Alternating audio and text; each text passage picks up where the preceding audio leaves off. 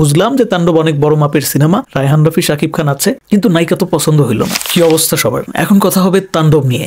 বন্ধুরা, তাণ্ডব সিনেমাটার অ্যানাউন্সমেন্ট কবে আসবে সেটা সম্পর্কে এর আগে আমরা জেনেছিলাম। ফেব্রুয়ারির একদম শেষের দিকে অফিসিয়াল অ্যানাউন্সমেন্ট আসবে, তো সেটা ঠিক আছে, আসবে। এর মধ্যে আবার শোনা যাচ্ছে এখন যে এই সিনেমাটার শুটিং শুরু হবে মার্চের দ্বিতীয় সপ্তাহে এবং সেটা শুটিংটা হবে মুম্বাইতে। তো এটা বোঝা যাচ্ছে যে বরবাদের পর শাকিব খান আবারও সেই মুম্বাইতে শুটিং শুরু করবে, মানে শাকিব খানের ব্যস্ততা এখন তুঙ্গে। যাই হোক, শুধু মুম্বাইতে এই সিনেমার শুটিং শেষ হয়ে যাবে বা বাংলাদেশে চলে আসবে শুটিংটা সেটা না, তাণ্ডবের শুটিং কিন্তু থাইল্যান্ডেও হবে। সো বুঝতেই পারছো বন্ধুরা যে এই সিনেমাটার স্কেল কত বড়। শাকিব খানের যে ক্যারেক্টারটা থাকবে সেটা নাকি মুহূর্তে মুহূর্তে রং বদলাবে, ক্যারেক্টারে দারুণ ভেরিয়েশন আছে, গল্পে অনেক ডেপথ আছে। এই গল্পটা রায়হান রাফি তার কেরিয়ারের শুরুর দিকে ভেবেছিল, কিন্তু সে জানতো যে এই সিনেমা করতে চাইলে অনেক বড় একটা মোটা অঙ্কের টাকা লাগবে, বাজেটটা অনেক বেশি এবং একটা অভিজ্ঞতারও দরকার আছে। সো সেইটা ওই সময় তার পক্ষে সম্ভব ছিল না। তবে এখন সেই সময়টা এসেছে।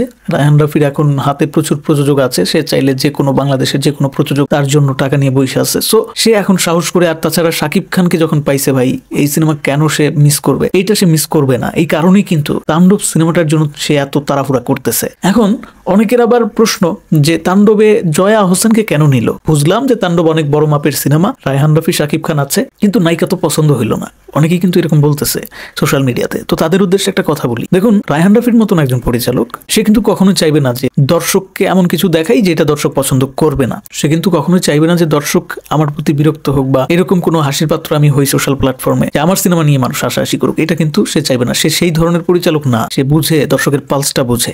আমি যতটুকু বুঝি আর কি তার সম্পর্কে। আমার মনে হয় যে সিনেমার চরিত্রটা ওই রকম, জয়া আহসান যেরকম চরিত্রটা ওই বয়সের কোনো একজন নায়িকাকেই ডিমান্ড করতেছে, চাচ্ছে। এই কারণেই রায়হান রাফি তাকে সিলেক্ট করছে। যদি করে থাকে, এটা কিন্তু এখনো পর্যন্ত 100% কনফার্ম না, অফিসিয়াল কোনো নিউজ না যে জয়া হোসেনই থাকতে যাচ্ছে। ইনসাইড নিউজ, শাকিব খানের যে কোনো সিনেমা আসার আগেই অনেকের নাম শোনা যায় যে অমুক থাকতে যাচ্ছে, তমুক থাকতে যাচ্ছে, কিন্তু সেগুলো কিন্তু পরবর্তীতে অনেক চেঞ্জ দেখি আমরা। সো আসলে এখনই অতটা শিওর ভাবে বলার বা ভাবার কোনো দরকার নাই। তবে এটাই আমার মনে হচ্ছে, যদি জয়া হোসেন থাকেই তাহলে সেটা চরিত্রের প্রয়োজনেই তাকে নেওয়া হচ্ছে।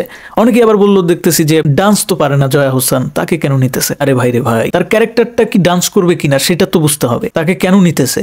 ডান্সের জন্য আলাদা একটা নায়িকা নেওয়াই হবে। হ্যাঁ, তাণ্ডব সিনেমায় আইটেম গানের জন্য আলাদা একটা নায়িকাই থাকবে, জনপ্রিয় নায়িকাকে নেওয়া হবে, সেই সাথে ইয়াং একটা নায়িকাও থাকবে। এবার তাহলে বুঝতেই পারছো বন্ধুরা যে কেন জয়া হোসেনের মতো একটা এইজের নায়িকাকে নেওয়া হয়েছে।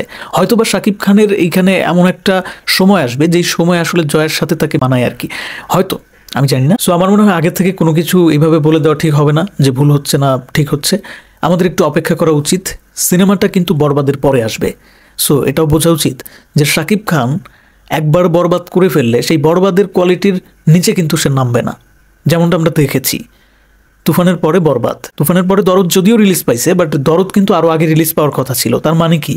ব্যাপারটা হচ্ছে শাকিব খান তার ট্র্যাকে আছে, তার যে লাইন আপ সেটা হচ্ছে একটা সিনেমার কোয়ালিটি এতটুকু থাকলে তারপরের সিনেমার কোয়ালিটি এতটুকু হবে, তা না হলে ওই কোয়ালিটির হবে কিন্তু তার নিচে নামবে না। সো এটা খুবই পজিটিভ একটা বিষয়। আমার কাছে মনে হয় না যে বরবাদের থেকে তাণ্ডব কোনো অংশে কম হবে। সো এটা শাকিব খান এবং রায়হান রাফি তারা সবাই মিলে ভেবে চিন্তেই কিন্তু এই ডিসিশনে এসেছে যে আমরা তাণ্ডব সিনেমাটা কুরবানি দিয়ে আনতে যাচ্ছি।